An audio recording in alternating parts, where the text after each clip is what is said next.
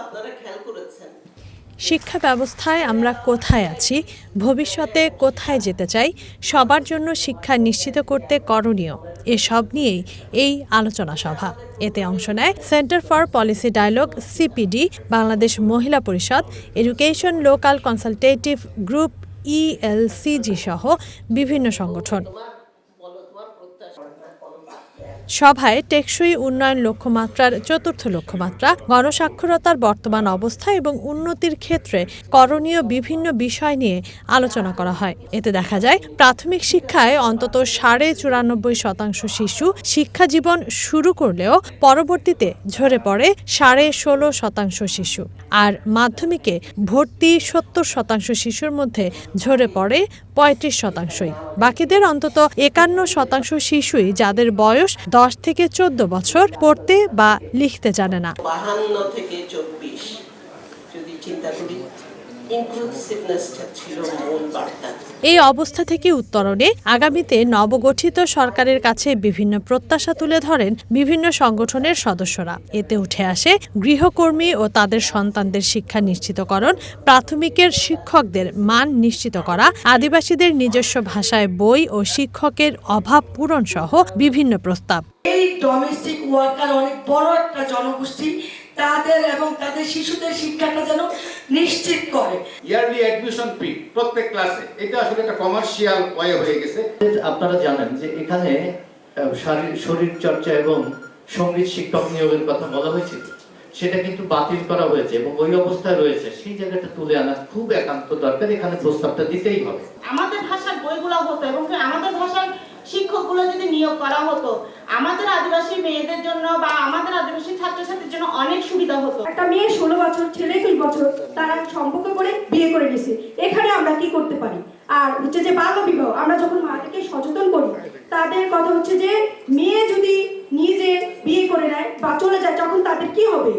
বক্তারা বলেন, বাংলাদেশ মধ্য ডান এবং ডানপন্থী রাজনীতির দিকে ঝুঁকছে। নতুন আদর্শের রাজনীতির সাথে কাজ করার বিষয় নিয়ে ভাবনার কথাও বলেন তারা। বলেন, আগামীতে দেশে সেনাবাহিনীতে বাজেট বাড়বে, তাই কমতে পারে সামাজিক খাতের বাজেট। বাংলাদেশ আগামীতে মধ্য ডান বা ডানপন্থার দিকে ঝুঁকবে বা ঝুঁকে যাচ্ছে এবং বাংলাদেশে এক ধরনের ইসলামাইজেশন হবে। আপনারা তার জন্য প্রস্তুত থাকবেন। ইসলামাইজেশন হওয়া মানে হলো শিক্ষা ব্যবস্থার ভিতরে এর প্রভাব দেখতে পাবেন, মাদ্রাসা এডুকেশনের আরো বৃদ্ধি দেখতে পাবেন, কারিকুলামের ভিতরে এর প্রভাব দেখতে পাবেন। আমরা কি তার জন্য প্রস্তুত কিনা?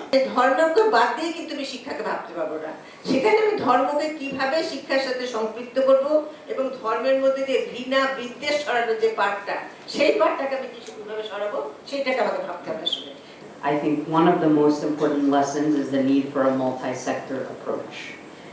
A lot of the research that exists comes from Bangladesh, that when you educate, especially women and communities, the health of the community improves. শিক্ষা কারিকুলামে স্থিতিশীলতা আনার কথা বলেন বক্তারা। প্রস্তাব করেন ধর্মকে শিক্ষায় অন্তর্ভুক্ত করার। একই মন্ত্রণালয়ের অধীনে প্রাথমিক থেকে বিশ্ববিদ্যালয়ের আগ পর্যন্ত শিক্ষা ব্যবস্থা নেয়ার পরামর্শ দেন বক্তারা। মাদ্রাসাগুলোকে মূলধারার শিক্ষা প্রতিষ্ঠানের সাথে যুক্ত করার কথাও বলেন তারা। আলোচনায় আসে মানসিক স্বাস্থ্যের বিষয়টিও।